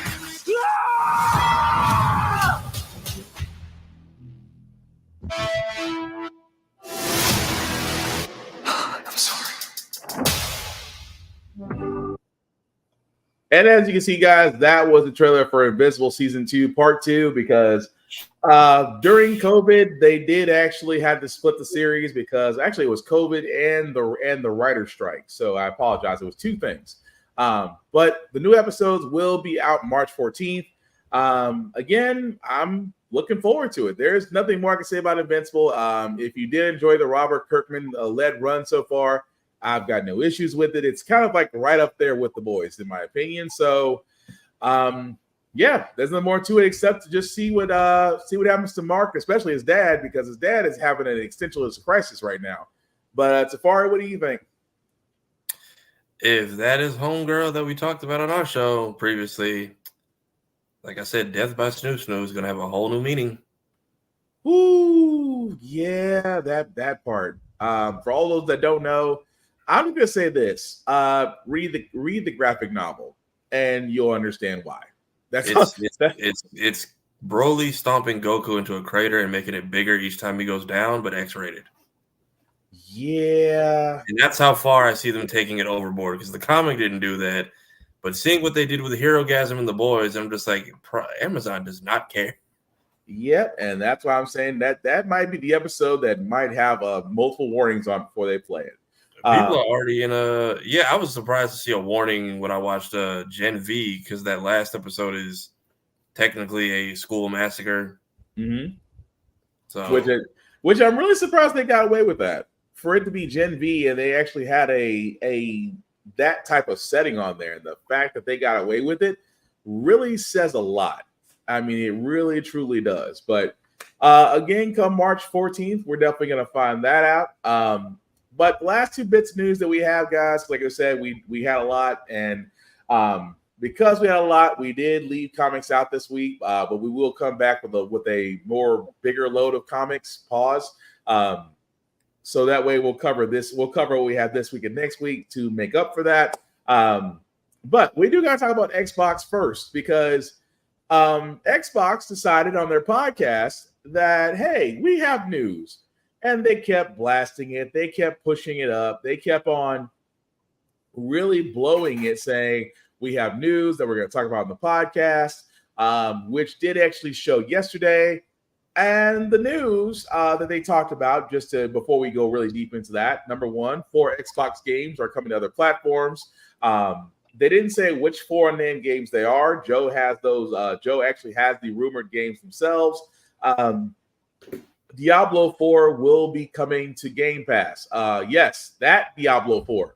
The Diablo 4 that people may have paid for might be a little bit peeved that game is not going to be available on Game Pass come March 28th. They did talk about the layoffs that did actually happen, because, again, if you have been paying attention, Microsoft did lay off close to 1,000 employees 4 months ago, which, again, they did talk about the fact that they needed to, and this, I'm going to be honest with you guys, and I don't really cuss this much on this podcast, but it's kind of bullshit, because they try to sit there and say, in order for us to grow, we had to alleviate a lot of our workforce. To me, that's basically saying that we wanted to keep our profits, which, again, I didn't really like how they worded that. And of course, the rumor that Xbox is going to stop making consoles is basically a lie itself. They are planning to still build consoles well into the future. So we're not going to have another Sega-like company. Although Sega, if you're listening, the Dreamcast, I'm just saying, bring it back. It'd be freaking nice. Dreamcast meeting, give me something like. Yeah, I mean, the Dreamcast, I'm just saying, Sega, you are sitting on a gold mine right now if you choose to use it. Also, Xbox will release 10 games this year. Again, a lot of the games you already know about. Hellblade 2, Indiana Jones will be coming up, but they didn't say anything more from that. But that's basically the gist of it. Joe, what were the 4 unnamed games that were rumored to be coming over different platforms? So there's 2 normal games and 2 live service games, from my understanding. And the reason why they were not announced is more than likely they are going to be in the Nintendo Direct that was supposed to come but got pushed back. I'm assuming Nintendo wanted to stay away from the Xbox backlash. I feel like every time Phil Spencer comes on this thing, it's always to apologize. Yeah. Like, seeing him is just an omen of, oh, they screwed up again. Mm-hmm. So the 4 games, which are probably more than likely almost 100%, but again, this is all hearsay. This is just what everybody's been saying across the thing, is Hi-Fi Rush, Pentiment are your two standard games.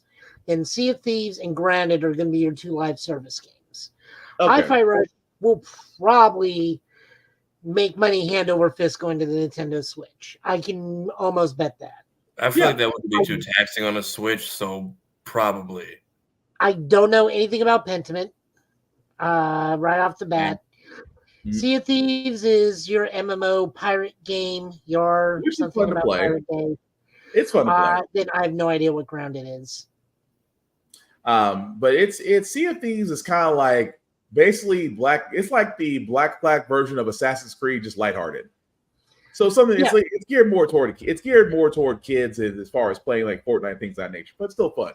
But the thing I say about I'll go for it. Sorry, I don't mean to interrupt. No. The one thing I want to add is, guys, this is a good thing in the grand scheme of things. This means everybody wins.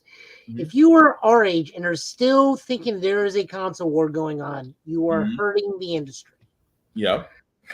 There's no reason for this anymore. Like, there's no reason to be in a Nintendo camp. Nintendo has since the GameCube, Nintendo says, we're not in this anymore. We're going to march at our own pace. So it's gone to Xbox and Sony. And at first, they had a healthy competition. Now in the grand scheme of things, as we're getting older, like, what does it matter who's on what?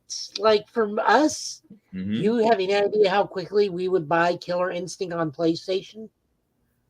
That's true. Like, in a heartbeat. Yeah, the online scene itself would explode if Killer Instinct went multiplayer. Oh yeah. Like, every game would be dead. Like, it would be the new Tekken 8. Yep. Which is pretty solidly burying everybody else right now. I mean, as much as I like Street Fighter right now, as much as I love Street Fighter, it is kind of burying everything. Yeah. Which, by the way, you can go watch my games over on Total Justice Gaming. I am playing it over there. But shameless plug aside, that mentality needs to go. Microsoft is a software publisher to begin with. That is their bread and butter. Console hardware is not their thing. Yeah. Microsoft is a program. We run Windows on just about everything. Our PCs are not Microsoft PCs. They're Dell, they're Packard, they're Homebrew. They do not. Okay, actual real question for you, Will. Does Microsoft actually make like tower hardware? Used to. Not anymore. Okay, but used to. Once upon a time. Yeah, once upon a time they did, but not anymore. Like, the only thing I don't understand that people getting arms up is like, well, Game Pass should come to this. Like, Game Pass is not going anywhere. Game Pass is the only thing keeping the Xbox hardware alive. Yeah. If you can get an S, which is cheap, you don't need to buy a game for it. Just get Game Pass. That's all you need.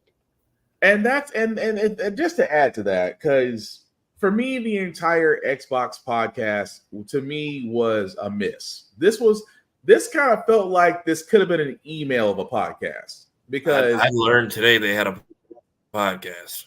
Yeah. And on that podcast, they usually announce games. Like, you'll get some game announcements, you'll get some interviews with the game developers, really some cool stuff. But this particular podcast, it was like, what? This feels like one big ass apology that was unnecessary.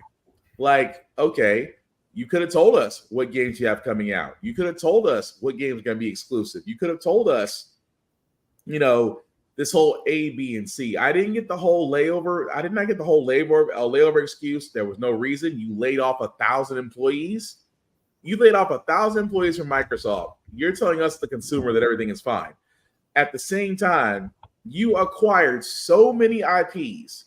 You literally had a raging hard-on for Activision Blizzard, to the point to where you fought antitrust laws across 3 different continents to finally acquire Activision Blizzard. And again, it amazes me so that when Activision got acquired by Microsoft, every Call of Duty fan got nervous. Oh, it's going to make Xbox exclusive. Why would it need to be exclusive? Xbox can make money off you guys because if you're a Call of Duty fan, and again, I'm not knocking you if you are, but let's also be honest, you're probably paying every year that game comes out, you're paying that $70 to $100.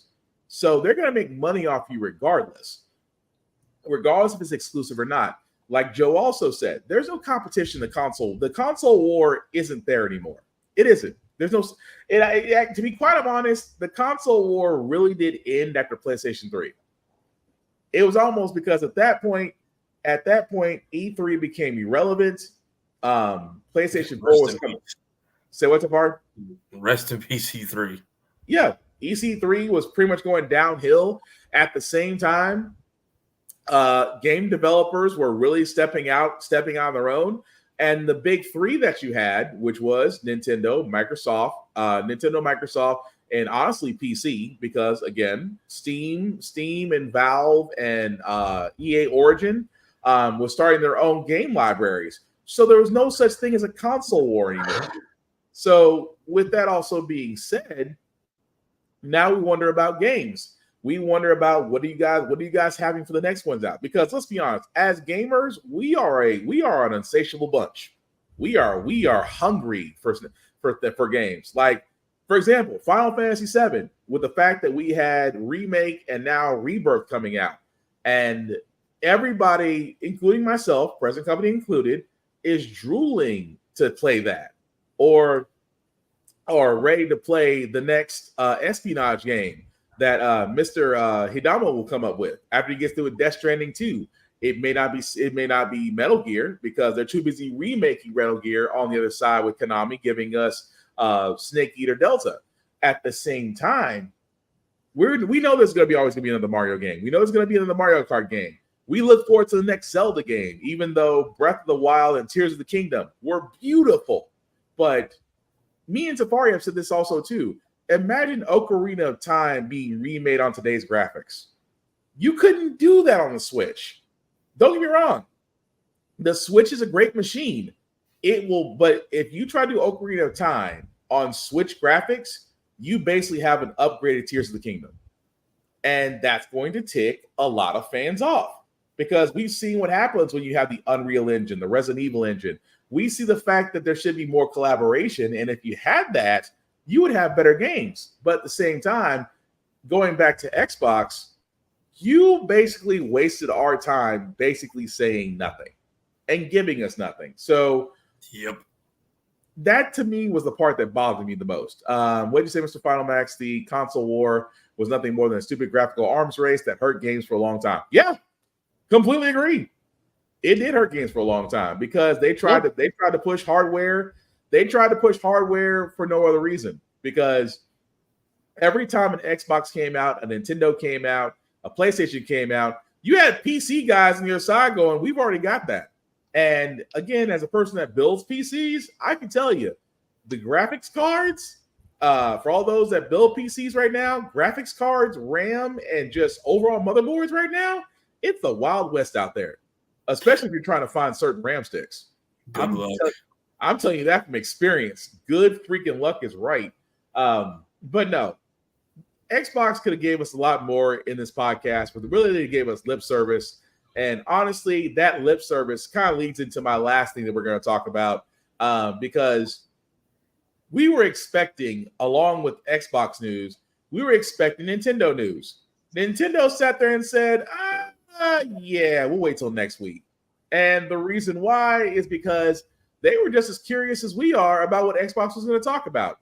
So Nintendo did have a direct that was supposed to happen this week, but because of Xbox's business update, they decided that, yeah, we're going to wait till next week to talk about it. And again, Nintendo Direct has usually had some great releases. I mean, the last couple of ones, I believe, were Pokemon, Monster Hunter, Tears of the Kingdom updates. I know I'm missing another game they were talking about that got released as well. Say one more time, Joe. The Peach game. Oh, the Princess Peach game. Yeah. So Nintendo knows where its bread and butter is, honestly. They know where their bread and butter is. They know that a lot of their games are family oriented or even games that we love, like Metroid. I would love another Metroid Prime game. I would love to see, dare I say, another Mega Man game. I would love to see Capcom give us something. But I mean, we won't find out what Microsoft is going to do till next week, but I hope that Microsoft has learned from. I would hope that Microsoft has learned from. I'm sorry. I would hope that Nintendo has learned from Microsoft, and hopefully will give us a better direct.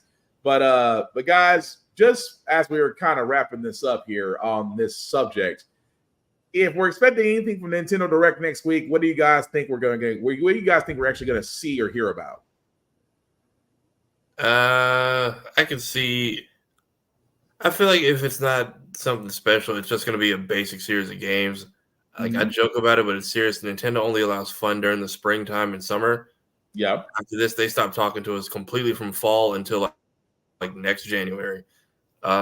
Also, I saw something about like Sakurai is officially done today, so I wouldn't be surprised if he comes on screen to basically say goodbye forever once this is done. I can see that. And possibly a tease of the Switch 2 because that's trending again.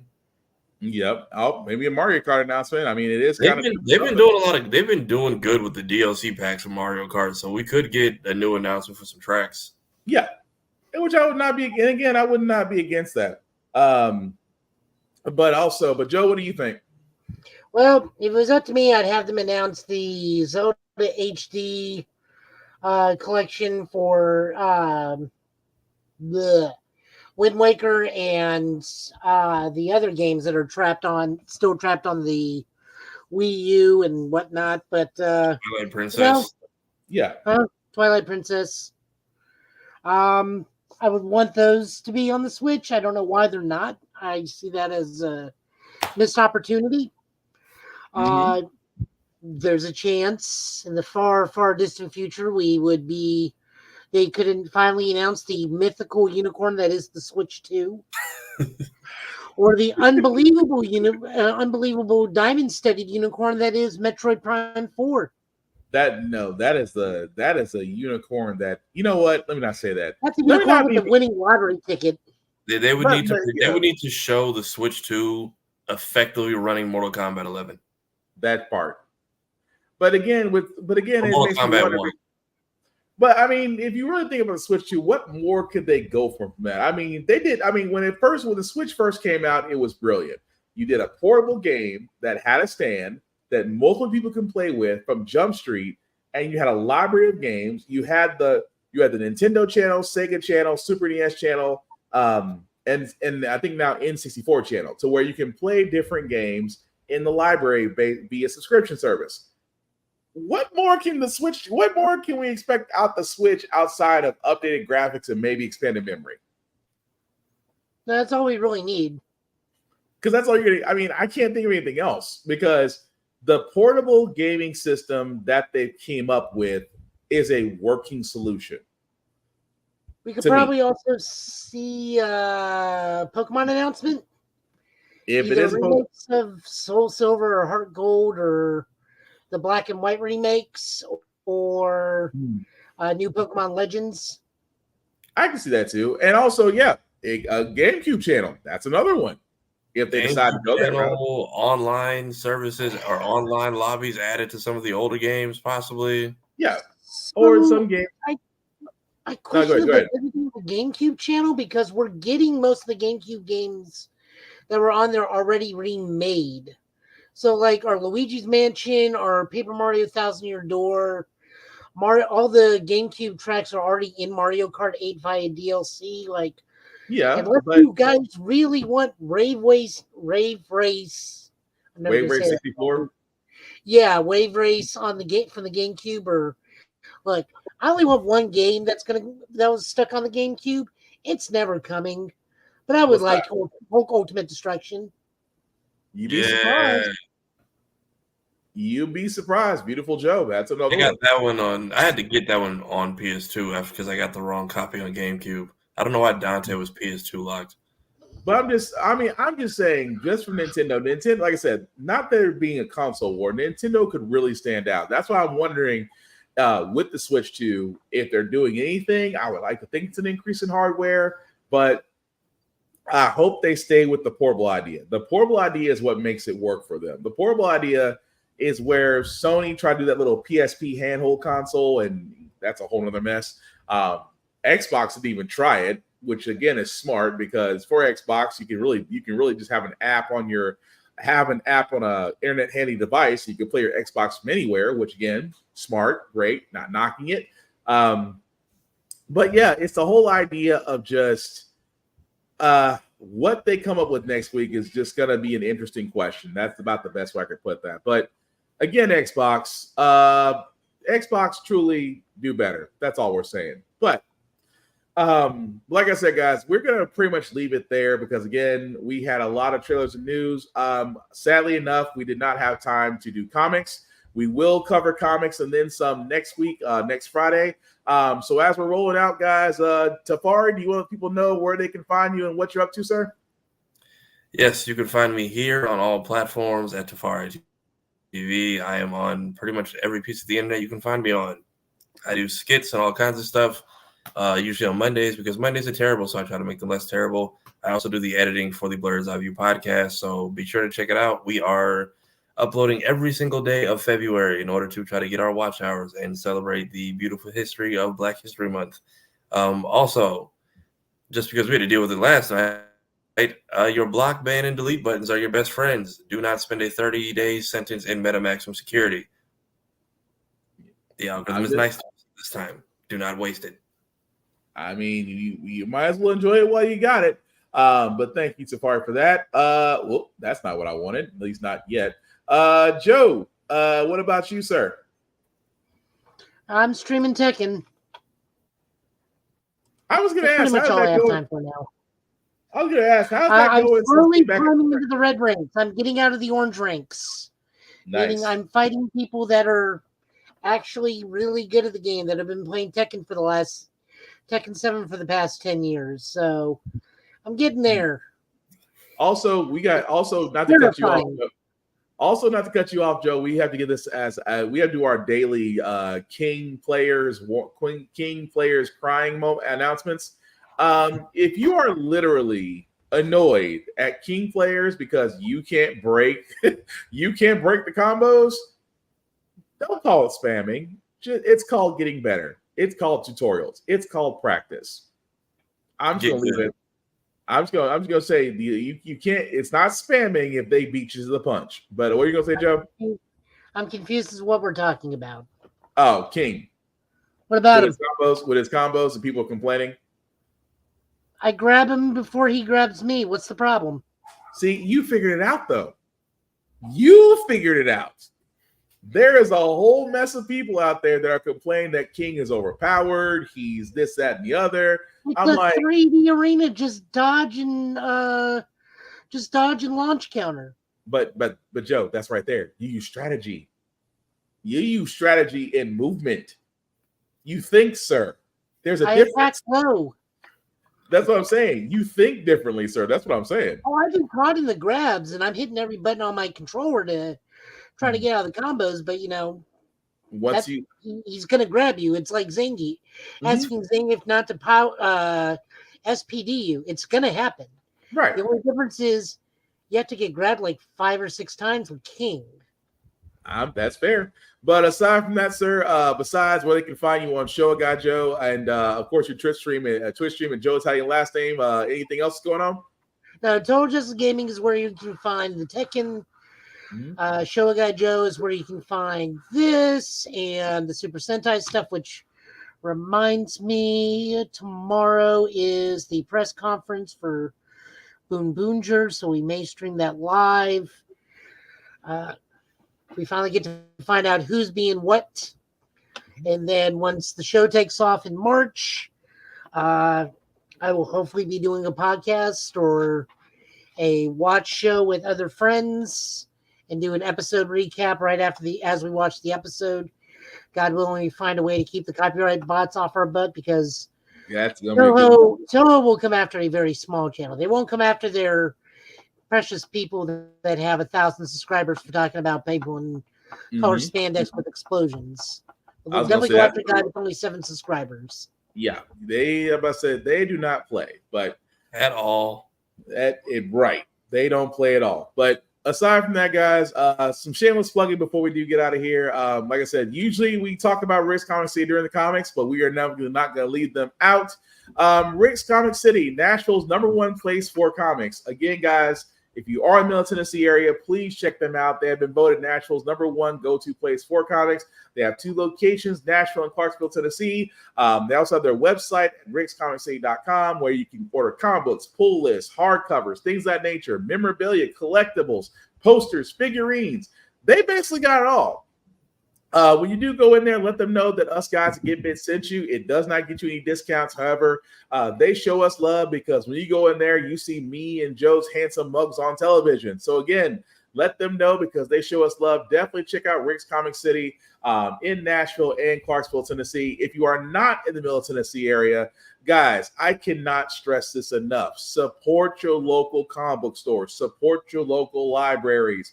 I cannot stress this enough, because these are the last places where you can actually get physical books. Yes, I know Barnes & Noble is there. I know FYE is here. I know multiple other places where you can get digital books. But there's something about having it in your hands. And kids, as Joe is holding up the card, read the banned books. We cannot tell you off the bat that in this day and age, there are people out there that are trying to make sure that you're not reading certain books. As Mr. Stephen King once said himself, read the books they don't want you to read because there's something that you should know they don't want you to find out. So kids, at the library, definitely ask for the banned book list. You will enjoy it. At the same time, guys, support your local comic book stores. You won't know what you find in these small stores. Definitely shop small because you can find a collection that you want in these stores. You may actually find a hard-to-find item that you never thought you'd run into, or a collectible. But again, let's keep these doors open by shopping there and not the big places. I know the temptation, but let's shop small. Let's stay at our local libraries. Let's stay at our local comic book stores. And honestly, that's going to keep the world going, in my opinion. Also, read the banned books. Also, let me point out BlurStation.com. Myself, Tafari, and others are a part of this conglomerate that is for people of color and for blurs. If you like comics, they have it. If you like mangas, they have it. If you like television shows, they have it. If you have entertainment, it is all there. You can basically log in, and if you'll be so kind to select the Blur's Eye View Affinity membership, select any Affinity member there. And again, it's $10.99 a month. Yes, $10.99 a month. The price hasn't changed. And after 36 months of paying $10.99 a month, you get the option of owning a piece of Blur Station. It's a lot better than trying to get a piece of Netflix, Amazon, or Amazon Prime or Hulu, where you have to pay an assload amount of money through a stock exchange to get a small stock of one.